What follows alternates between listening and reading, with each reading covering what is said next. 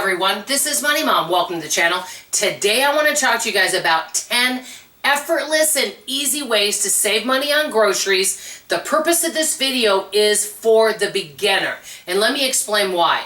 I sometimes get people that write comments on my channel and they don't even know where to begin. They may be spending about $1,200, anywhere from $1,000 to $1,300 for a family of 4 or 5. Now, many people that have been frugal for a long time may look at that and go, oh my gosh, what are they buying? So we can't take that person and say, hi, I know you usually spend $1,000. We're going to cut your budget down to $400 a month. I believe in taking baby steps, and that's what this video is about, to give some small actionable steps that you can do that will make a big difference. The first one is cut your budget by a small amount. First thing you're going to do is see about how much you spend on your groceries. Say it is a family of 4 and you're like, you know, it's just getting to be ridiculous. We used to spend about $700, now we're spending about $1,100. Well, instead of saying, you know what, I'm going to cut my budget down to the thrifty plan, and get it down to $678 or whatever that would be, I'm going to just cut my budget by $50 this month. Try it out and just do a small amount. You can increase and lower that as you go, but this way you're not trying to make things too challenging for yourself.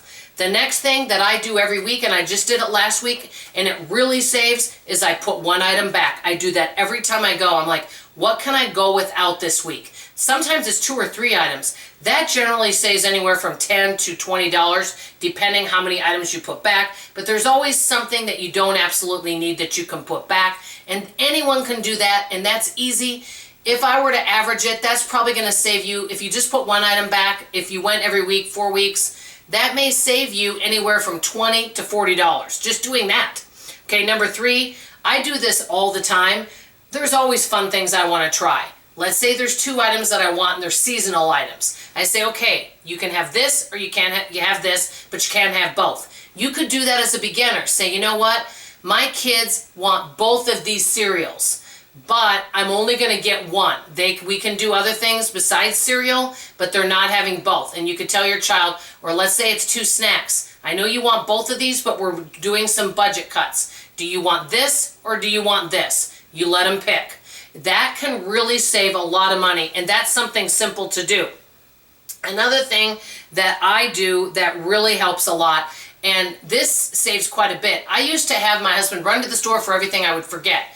Recently, I was making a breakfast casserole, and we didn't have any breakfast sausage. That's what I usually use. So I'm like, well, I don't have any breakfast sausage. I don't want to go out and get that. I'm not shopping yet for another 5 days. So what I did is I used a little more cheese, and I used some bacon bits, and we used that. So that saves money right there if you don't keep going back to the store and you make do with what you have. If you forget an item, you just make do until your next shopping date.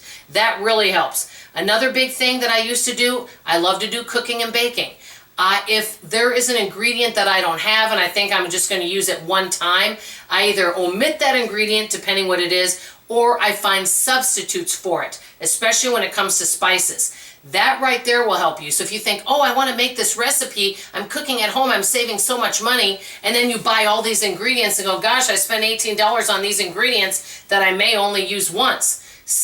Find recipes that are simpler with less ingredients and see if there's substitutes and if you have something at home.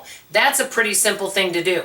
Number 6, be open to switching brands. I know many people are stuck on certain brands, but be open to switching brands and trying new foods. A lot of times when I go to the store, I've told you guys this before, I forget to look at the top and the bottom of the shelf. I go to the same areas all the time. Start to really look all around the store and get to know it.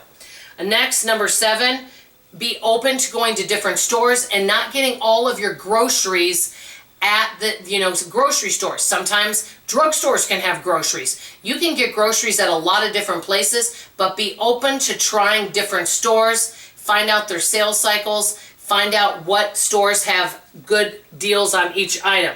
Number 8, this is huge. The biggest 2 places that people waste money on groceries is they buy too much dairy that they end up throwing out and too much produce.